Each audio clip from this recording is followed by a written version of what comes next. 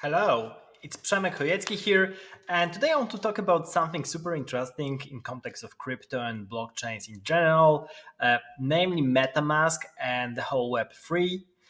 So basically, if you're not versatile in Web3, so meaning you're not really engaging in any kind of form with Web3 applications, with blockchain applications. Let's start with the beginning because you might not know what MetaMask is and what kind of problem it solves. And it solves really important problem also in a classical world. So first of all, if you don't like the term Web3 and you think it doesn't mean anything, actually it does. Web3 is internet plus blockchain interaction. And if you think about it, then the classical internet for interacting with the internet you need some kind of a browser. You can use Chrome, you can use other stuff as well, but here I'm using Chrome. And the next thing is how you could interact with blockchain and how you could interact with blockchain apps, especially if they're living on if you can view them through your Chrome. And the answer to that is MetaMask. And because MetaMask is basically one of the wallets, it's one of the many solutions. It's probably the most popular right now. But MetaMask is this thing that allows you to generate public and private key that are stored privately. You have to take care of your private keys, of your seed phrase, but it allows you to interact with other apps. So if you, for example, want to buy an NFT on OpenSea, which is decentralized, then first of all, you would need some kind of a wallet to interact with it.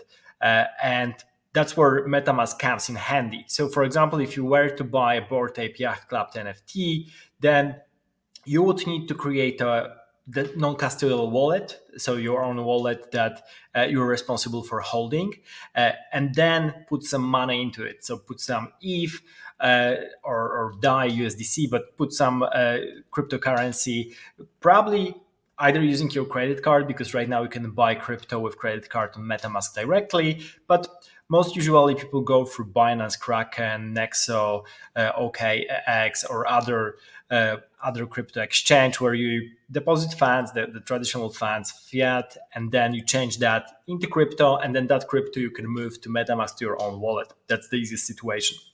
So now having that funds in the wallet, basically, if you go to the OpenSea web page and you click on one of the NFTs, you'll be able to log in with MetaMask to your profile.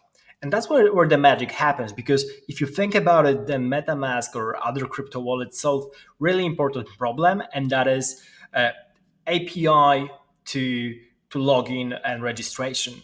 So this is something really crucial, and it will go outside of crypto for sure, because for the very long time it was super hard to actually in any way generalize the notion of logging into some kind of a page. Then Facebook, Google came along, and basically you could right now log in with your profile from Facebook, LinkedIn, Google, GitHub, and so on. So it allows you to have at least some kind of a control or easiness of registration on new domains, so you don't have to repeat all the information all the time. But the problem with that is that so first of all, you need to integrate those tools, and second of all, you don't have access to your data. You don't know exactly or not always what kind of information the page, the Facebook, is going to give to the particular website, and so on. So and still there are a couple of solutions. So right now most of the website have a couple of them, which is not very handy. But then in Web3, what is really interesting is that your public wallet is basically what makes you unique. So this is your login actually. So you just need to confirm that you are the one behind the wallet, and that's it.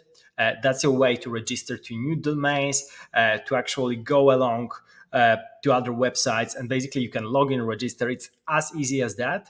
And also you can't really falsify that in any way.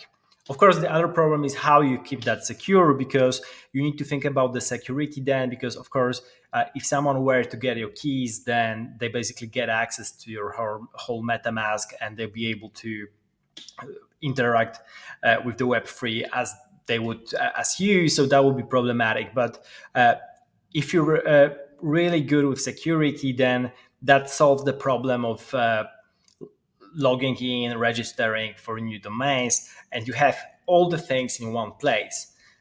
So I want to share this insight because this is something which is not really talked about often, and I think it is really crucial. So going along, even this simple thing allows you to already solve many problems that were not solved before within the context of Web 2, because within the context of Web 2 you have all those corporations that basically gather your data, they store that for you, but the upshot of that is that they have also the control of all the information that you've given to them. Whereas with Web3, it's you're the one controlling all the information. Your wallet is what you need to interact with anything, and you can be totally anonymous on the Web3, or you can give some information. So, for example, you could register an ENS domain.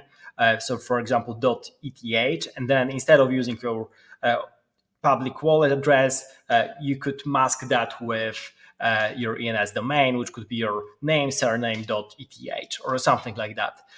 So there, or maybe you could use some kind of pseudonym on the internet. There are many options, and that's super interesting going forward. But I think the biggest upshot of all of that is you really don't have to think anymore about how your users will register or log in into your website. So all that thing related to the UX of that, or like storing the information and things like that, that's not really necessary in any way, and the whole problem just goes away. So having said that, if you haven't experienced anything within the Web3, I recommend you to go to metamask.io, download it, install it on your computer, create your very first crypto wallet, and then without any funds, even start interacting with various domains like OpenSea.io or Aave. Aave.com, which is one of the largest DeFi protocols. So yeah, I'll talk about that more in another videos, but this is for now. Have a good day and see you in the next episode.